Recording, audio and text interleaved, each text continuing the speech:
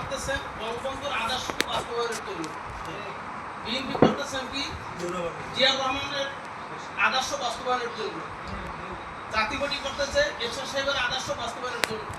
আর আমরা ইসলামিক দলের যে কর্মী, আমরা একমাত্র মুহাম্মদ রাসূলুল্লাহ সাল্লাল্লাহু আলাইহি ওয়াসাল্লামের আদর্শ এবং আল্লাহ রাব্বুল আলামিনের কোরআনের বিধান এবং তার আদর্শ বাস্তবায়নের জন্য।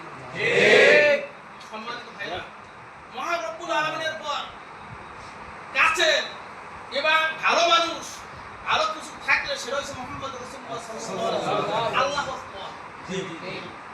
সেই লোকটা মুহাম্মদ রাসূলুল্লাহ সাল্লাল্লাহু আলাইহি ওয়াসাল্লাম তার জীবদ্দশায় 40 বছরের নবুয়তের পাওয়ার পর 63 বছর বাঁচছেন, 3 বছর গোপনে গোপনে ইসলাম প্রচার করছেন, 10 বছর প্রকাশ্যে মক্কায়। তারপর তখন মক্কা থেকে তখন খুব অত্যাচার নির্যাতন হইতেছেন, আল্লাহর হুকুমে সে মদিনায় কি করছেন, হিজরত করছেন। সেখানে যাইয়া তিনি 10 বছর রাষ্ট্রনায়ক, রাষ্ট্রমর্যাদা, রাষ্ট্র প্রদানের কাজ করছেন।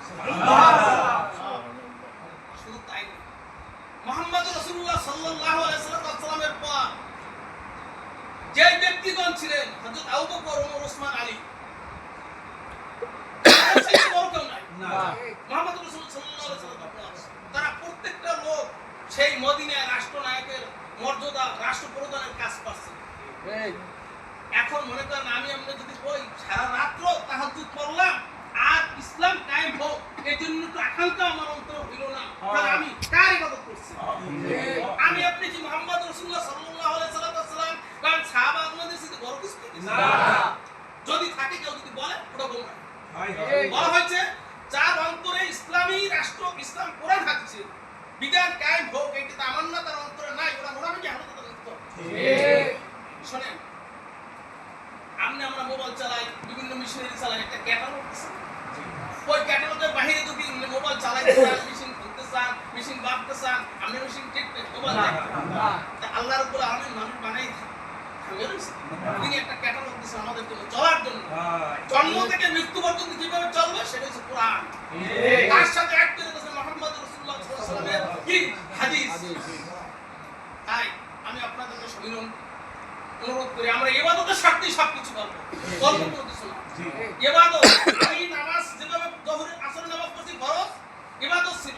এই ইসলামী রাষ্ট্র কায়েম হোক, এই যে আমার চেষ্টা করাটা ফরজ, কায়েম হোক না ওটা আল্লাহর ব্যাপার। আমার আপনার চেষ্টা করাটা ফরজ। কথা আমরা বুঝি করছি না? কায়েম করা না করা ওটা আল্লাহর ব্যাপার, কিন্তু আপনার আমার কি চেষ্টা করাটা কি, সাধ্য অনুযায়ী চেষ্টা করাটা কি ফরজ। তাই আমরা আসলে হাবেশা মধ্যে একটু আগে বলছি মরুর বিশ্বের কোন এবার মাদ্রাসা বসিয়া সে বলছেন ইসলামের বিজয় সমুদ্র দক্ষিণ এলাকা থেকে বলতে পারে। আল্লাহ মনে আমার মনে হয় সেই মরুর বিশ্বের আমরা একটা সেই যেদিন মোস্তাফিজ ভাই ওখানে হয়েছে ইসলামিক আন্দোলনে করছেন যোগদান, সেদিন বলছে বাংলাদেশে কোনো যদি একটা আসন পায় সেটা হচ্ছে বলা হয়। এখন বলেন মোস্তাফিজ ভাই কোনো ত্রুটি নেই, সে বিগত দিন কাজে কর্মে ছিল, তার এমন কোন রেকর্ড নাই সে জমা টাকা খাইছে, তার জন্য ভোট চাইতে আমার কোনো বরাত লাগবে না। ঠিক কথাটা বুঝি করছি। সেই মোস্তাফিজ ভাই শোনেন, প্রত্যেকটা রাজনীতির প্রত্যেকটা জিনিসের কৌশল আছে, কৌশল হেকমত ছাড়া কোনো আগানের কোনো সুযোগ নেই। উনি লালুয়া আসতেছেন 28 তারিখ রবিবার 3টে বানাতে কথা।